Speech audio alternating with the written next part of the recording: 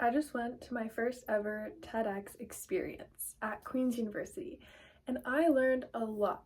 And I want to share the 5 most important things I would say I learned. The first thing that one of the speakers gave as advice is to just try. The first step in succeeding is actually trying to do something, so you can't succeed without giving something your effort.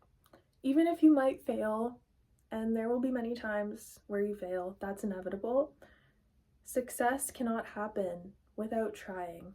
You miss 100% of the shots you don't take. And I know that's super cliche, but it's true.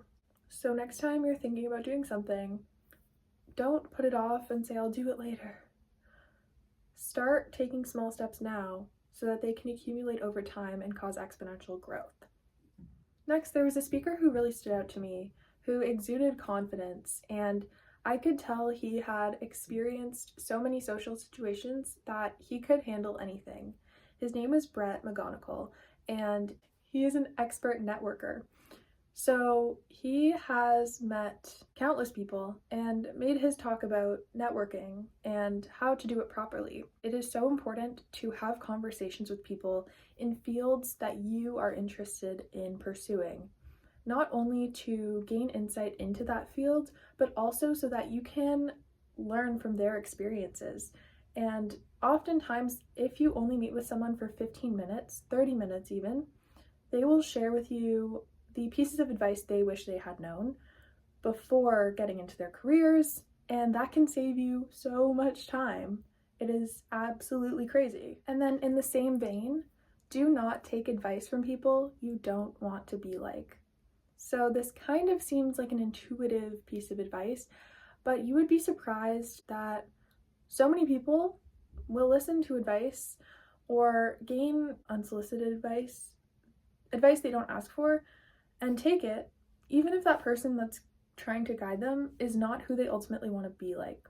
So instead of taking advice from someone who you don't want or you don't aspire to be like, seek out people that you dream to be kind of exhibiting in your day-to-day behavior, people with your career that you would like to have, or people who have experiences that you would like to go through. Seek for more positive people if that's what you're aiming for. I think that this has even applied in my life. For example, before getting my job working in residence, I became friends with people who already did work in residence, and then I was able to speak to them not only as kind of a mentee, but just as a friend, and gain insight that I would not have had before. And it undoubtedly helped in the hiring process, and I was just afforded so much advice and so many good pointers that I wouldn't have had otherwise. Also, I think networking gets easier and easier the more that you do it. So just like I and everyone else usually will get nervous speaking in class, it did start off super hard for me in university, but now that I'm in 3rd year and I do it in almost every class, I try to raise my hand or provide a comment that I think might be insightful, or ask a question that I think could help the group. That takes courage, but it's definitely gotten easier with time. And I think the only way you can improve a skill is by constantly practicing it. So if you're constantly sitting in class, you have these questions, these burning questions you want answered, but you are too afraid to ask them, they're never going to be asked, and you're never going to lose that fear. So you might as well just try.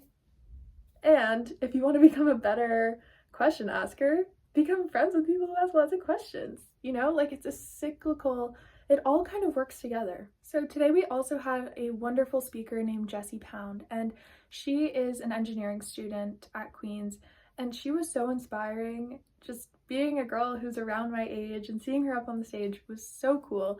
And she conveyed herself so well and eloquently. Her piece of advice was more so on an interpersonal level, that people may not remember your name or what you do, but they will always remember how you made them feel.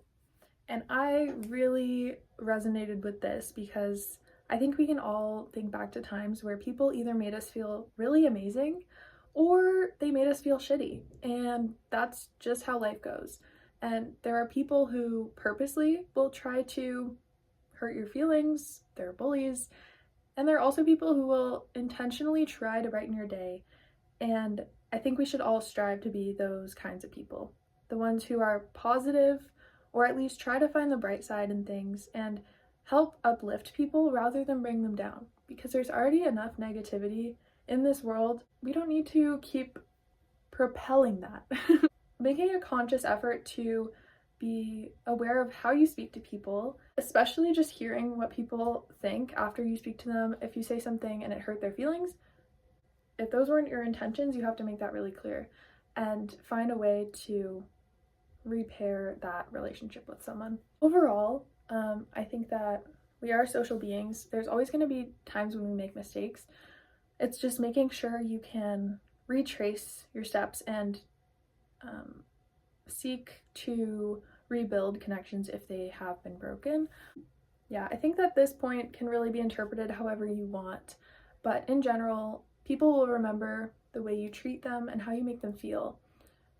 So the golden rule, most people know, is treat others the way you want to be treated. I think this could be extended to treat others in an equitable way. So it may not be how you would expect to be treated, but it is a way that best fits for them and their life circumstances. So having an open mind to everyone's life experiences being different, but just being conscious of how you're speaking to people is super important. Also, on this note, I think that if you see someone who is being mistreated and you're there in the situation and you might be able to step in, I would do it. Stand up for your friends, stand up for the people who matter to you. If it is within your boundary, of course. If it is outside of your role, say it will impact someone's work or their standing in their profession, then it would be a situation where you can observe, but I wouldn't step in. I would more so ensure the person who is being affected, though, they have your support and they know that they can come to you if they need someone's help or someone to talk to. Okay, and then the fifth point I have is you do not owe anyone an explanation except for yourself. So when I heard this, it was by Sarah, one of the speakers we had tonight, and she had her talk on changing your position from being a unicorn, which funny enough, I had a unicorn necklace on today, going from a unicorn to a dragon. And instead of tailoring yourself to fit in a box, in a mold that whoever it is needs you to fit into, just embracing who you are and really planting your feet and staying grounded in your values and your morals and not breaking your boundaries for anyone. So you don't owe anyone an explanation for anything that you do, at least as an adult. You are an autonomous being and you can do whatever you deem will better yourself. Now, if people look at you and judge you and say, oh my goodness, like, what is she doing? What is he doing? What are they doing?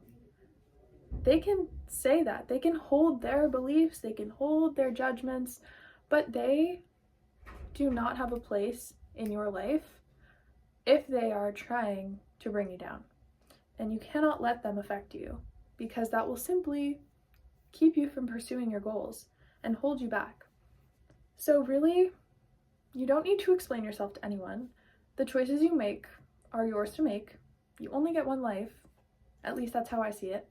You only have one body, so treat it how you see best and do everything in your power to uplift yourself and become a better version of yourself every day. If you want to change careers, change careers. It may take time and a lot of energy and effort, but it might be the better option for you if you're miserable. Or if you're in a relationship with someone who is not serving you in the right way, or if you're unhappy, find a way to change that or just explain to your partner what isn't working and then decide, okay, with these changes, are they going to be implemented? If not, then maybe I should leave or consider switching things up. If a friend is not treating you nicely, if they are disrespecting you, if they are doing things that you can sense are based off of jealousy, envy, or just simply wanting to bring you down, then that friend is not a friend. They are a parasite sucking energy out of you, and that is not going to help you. Basically, consolidate what is helping me in my life and what's not. And then, once you figure that out, I'm still doing that. Everyone is kind of on a constant journey, but once you figure that out, you will be a lot happier. Okay, also, I wanted to show my dress that I wore today. So unrelated, but I just think this is a really cute dress. And I wore it with this little cardigan today. But yeah, you don't owe an explanation to anyone but yourself. So as long as you have reasons for doing something, like I like to go to the gym. The reasons I like to go to the gym are my own reasons, and I hold those in my mind and in my heart. So whether that's like, yeah, whatever the reasons I have for something, they're my reasons to have. I could share them with people. I could say, yeah, I go to the gym because I want to stay physically fit, but also to improve my mental well-being and keep a clear mind and hopefully help in my studies. Someone else may go to the gym for completely different reasons. Maybe they're health-related reasons. Like, you don't actually owe an explanation to anyone. And if someone isn't happy or content with your explanation, it doesn't matter. It doesn't matter because that is your choice and your explanations are for you. They're not for anyone else. Now, obviously there are limitations to this, but in general, I think it's a pretty good piece of advice to share. So those were just 5 things that I generally learned today and over the course of the weekend. Got a lettuce wrap burger, so I'm gonna eat that now. I didn't really put the lettuce on the bottom. Here we go. That's kind of better. It actually looks and smells really good, so I'm gonna go eat this. But if I think of more, I might actually encourage a discussion in the comment section if you want to comment anything, or what you learn from this, or if you can connect it to any personal experiences. I'd love to hear it. So yeah, thank you for watching. Bye.